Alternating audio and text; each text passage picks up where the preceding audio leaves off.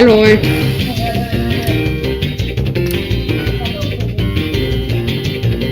Giving up too much to stop now. Mistake! You're a mistake! Okay. Vil du se YouTube, hva'? I'll take it from you. Jeg ved godt, vi har taget den sammen. Nej, jeg skifter. Jeg tager dem. Du tager dem fra toppen, jeg tager dem fra bunden af. Okay. I will scour this city until I hunt you. I will scour this. You can't lock up the darkness. You're a mistake! You're a mistake.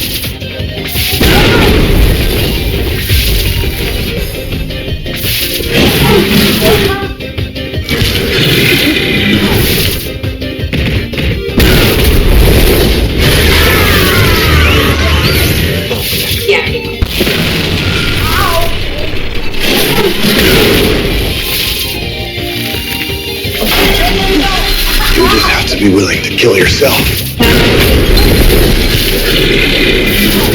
Ikke. Pero bien. Ja. Okay.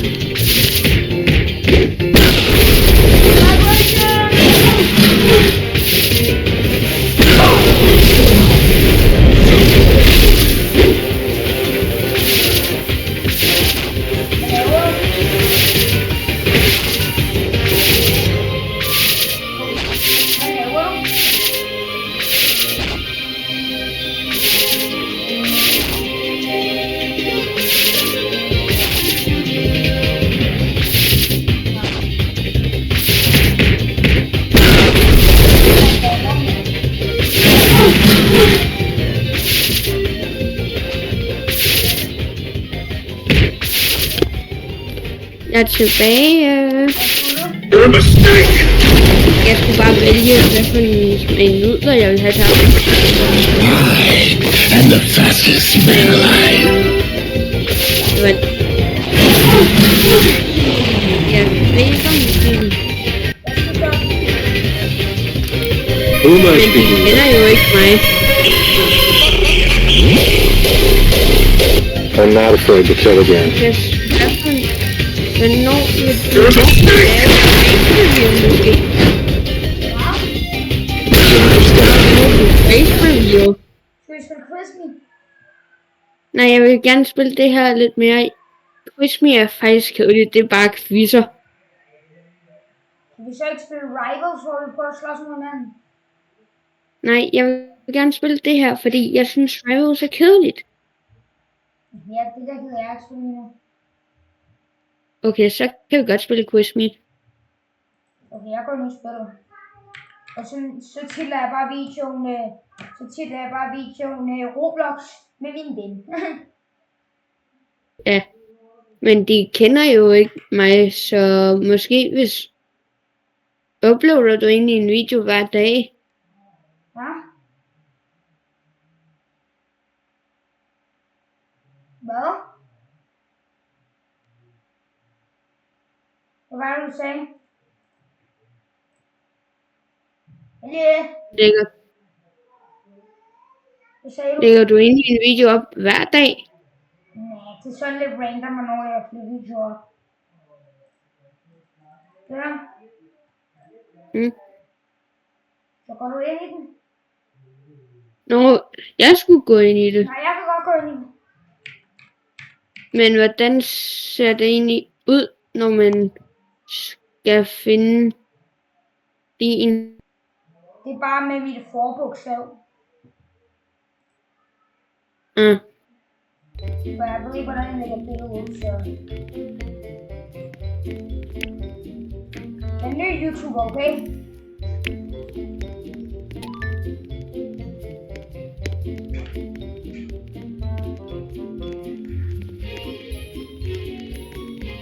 Hvor er du? Jeg prøver lige at finde din YouTube-kanal.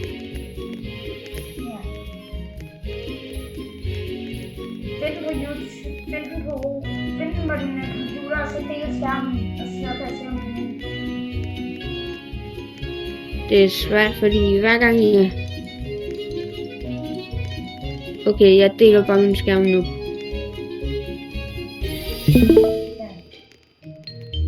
Kigger jeg lige.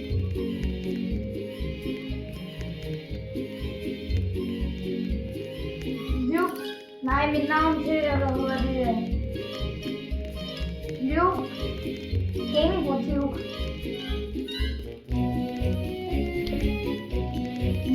Med små.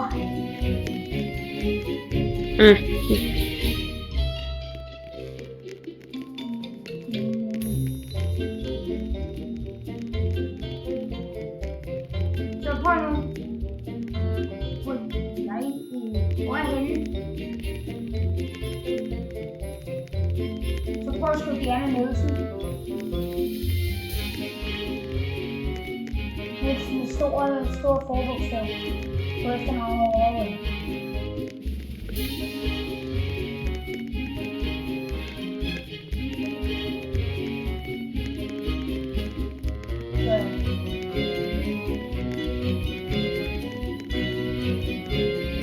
Stop her. Prøv nu. Okay, hvor er jeg? Burde der være? Nej, vi har jo stort D. Og stort N.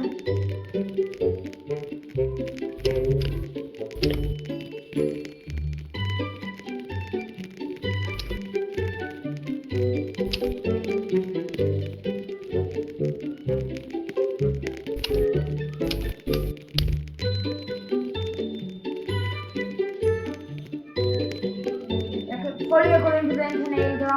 Op. Prøv at gå ind på den kanal, jeg vil det der. Den orange kanal.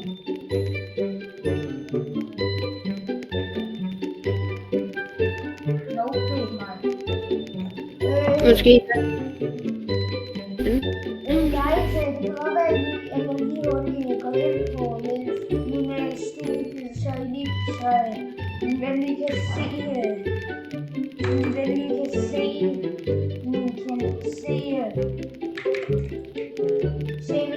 se min kanal.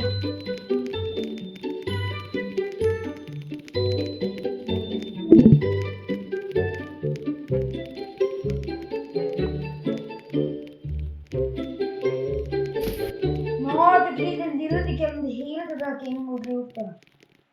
Eller prøv at skrive gaming-with-Luke 360. Prøv at skrive det. Og put det lige på skærmen. Okay.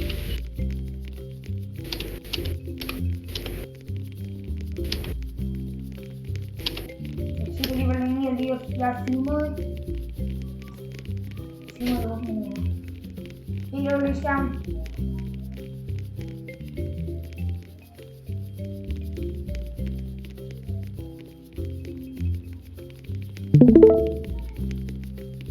Der er ikke noget på skærmen.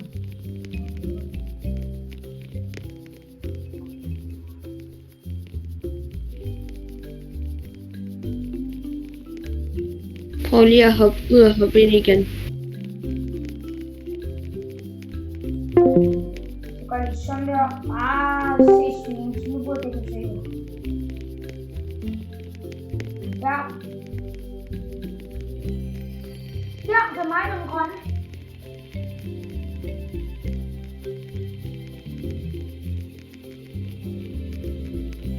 Hallo, kan du høre mig? Ja. Det er mig med den grønne. Eller hvad? Nej, det er ikke mig.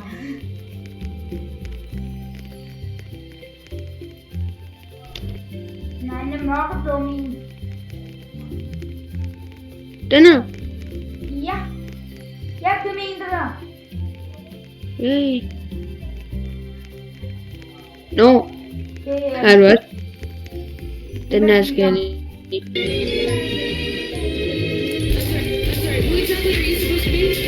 Giving up too much to stop now. Ja, men jeg vil lige se. Den her hører jo med. med, min ven. Men den her, den hedder jo krafttester med, min ven.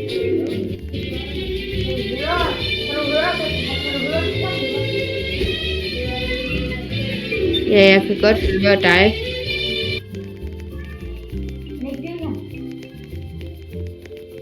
Hvad?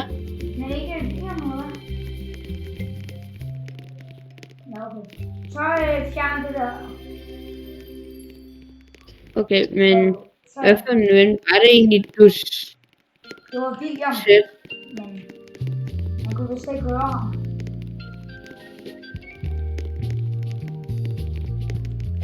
Hvor er du? Den sagde, du havde forladt. Det har jeg prøvet at vise dig.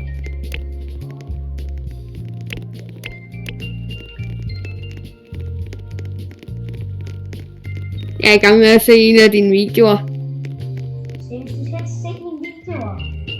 Skal vi ikke spille? Hvad? Skal vi ikke spille? Jo, men imens jeg ventede på, at den loadede ind, mit spil loadede ind.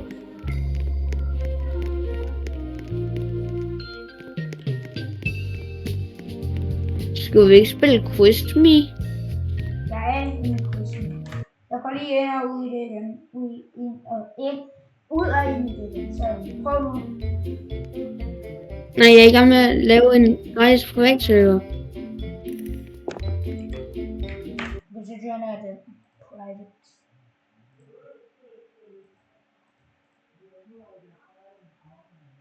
Okay, bagefter spille Rivals. Nej tak, jeg er jo ikke så glad for rifles.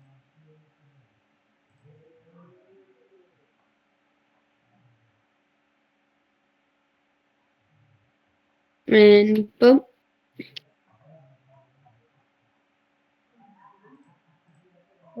Nu joiner jeg dig. Sådan. Hvad for Men hvad, kan jeg lave en egen quiz?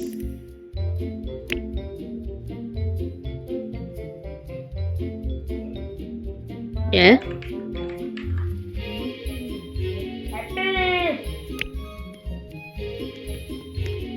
Men hvad for en skal vi lave? I don't know. Jeg gider ikke den der. Så bare klik på krydset i bunden. Nej, det. What's your superpower? Where do you live? Jeg vil jeg sige.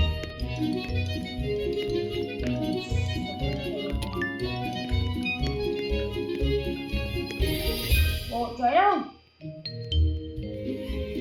Jamen, man kan ikke lave en sammen, men Nå, lave. okay, hvad kan jeg godt lide?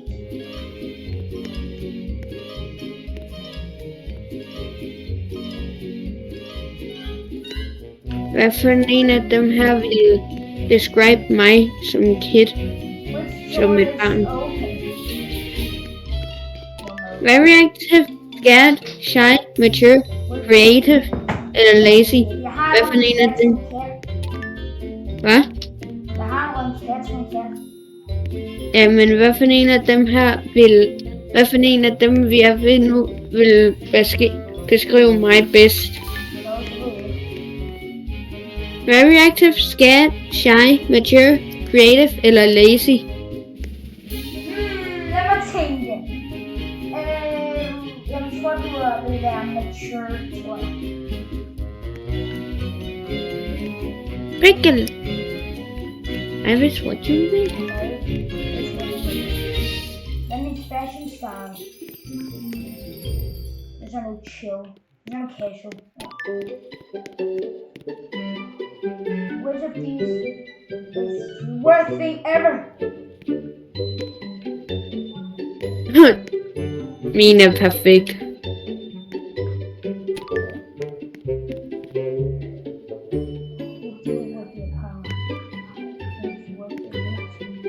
Jeg vil hjælpe folk. Valgte jeg også. Min kraft er telekinese. Skal vi ikke lige sige, hvad det er, vi spiller i? Jeg er super strength. Jamen lad os lige sige, hvad det er, vi spiller, sådan så dine viewers måske også ville kunne spille det. Og ja, guys, I kan også spille det her, og det hedder Crispy, og det andet, det var Marvelous Playgrounds. Og jeg er super mærkelig. Fedt! Nå, kom bro. Hvad så? Må jeg vælge nu? Ja, Ja. Which Star Wars character are you? jeg skal se, om jeg kan smage til Star Wars nu. Lightsaber! How do you handle problems? Og det her, det er sådan, hvor man laver alle mulige forskellige quizzer, og så får man så at vide sådan forskellige ting, ikke? Ja. How do you handle problems? Stay away! Not go away. Fly direct! Fly directly. Never know why. Go to which planet do you like? Hvad fanden? Naboo. Thanks for being on. What is your life goal? Learn about force. Help others. Meet life goal help others. What's most important to you? Love the force. Weapons and friends or friends. They love the other. Favorite line is no such thing as luck. It depends on the guy like me. No! Feel it stronger. You like a faith is Jeg er Yoda. What makes you happy? Food, money, training.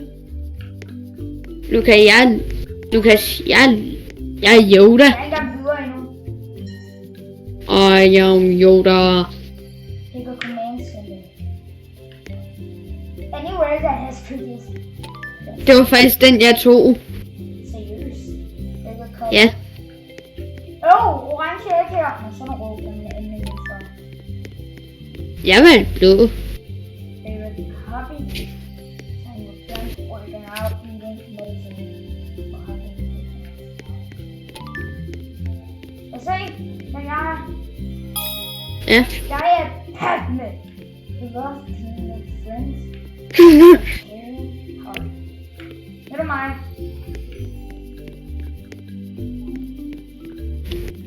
Hvilket element er jeg? Pick a color. Blue. Wow. Pick an animal. Raven. Pick a food. Og I'm not sure. Well done, steak. Pick a drink.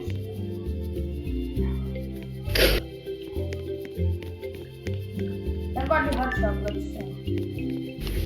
Pick a smell. Lobster. Pick a word that rhymes with sane.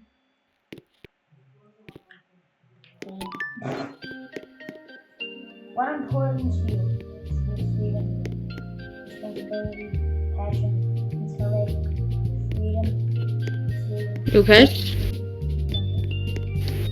freedom. Lukas, Ja. kan du egentlig være sammen i næste weekend? Ja, det kan jeg godt. Øjeblik, så spørger jeg lige min far og mor om noget. Det kan jeg godt lide. Vi er allerede 4 minutter.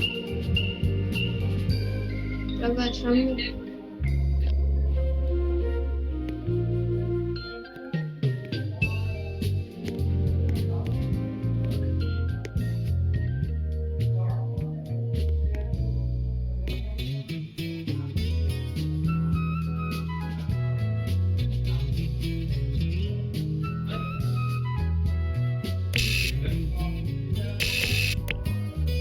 Det er så skidt.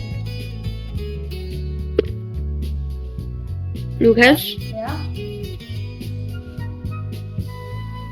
vi må se om søndagen, om jeg kan være sammen med dig. Okay.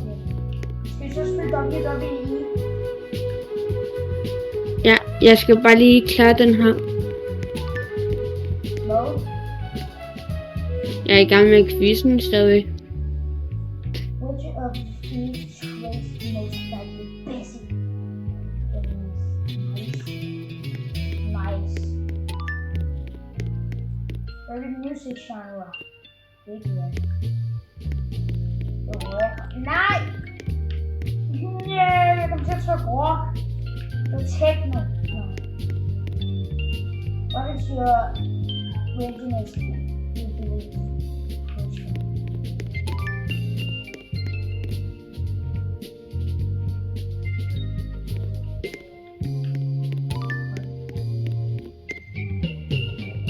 Du kan smitte dem. Jeg er vand. Which element are you most like? Hvordan skal jeg vide det? Men hvad var det, vi skulle spille nu? Hvad? Jeg sagde ikke noget. Jo, du spurgte mig, om vi skulle spille et eller andet bagefter, hvor jeg sagde ja. Du spurgte, om vi skulle spille WWE, når du kommer hjem hos mig, hvis du kunne. Nå, ja. Okay. Men kan vi godt spille noget andet nu end Jeg quiz? er fra bussen. Jeg er i... Nu kan I. Okay. Og Lukas, vil du vide? Og vi aftalte jo faktisk noget, som jeg skulle gøre, som jeg måtte, når jeg kom hjem til dig. Hvad var det? Jeg kan ikke engang huske.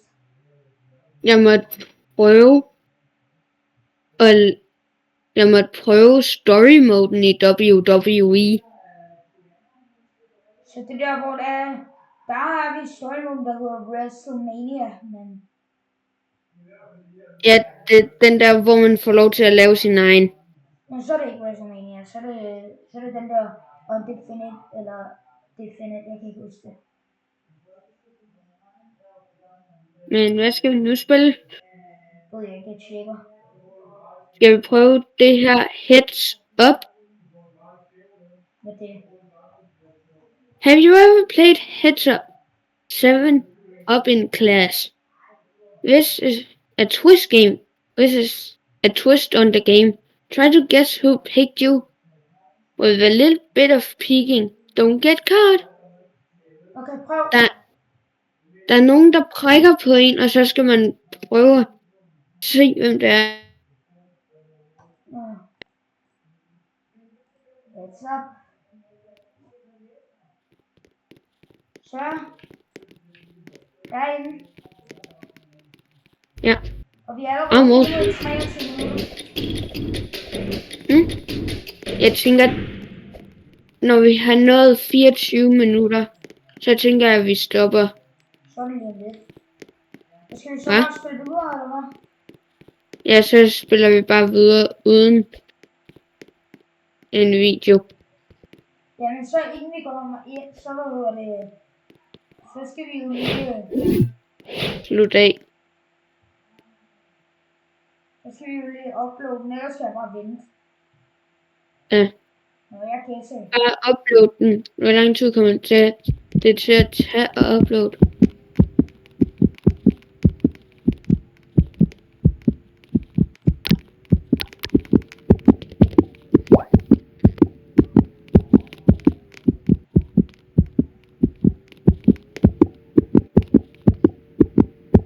Du skal ikke peek for meget, fordi hvis du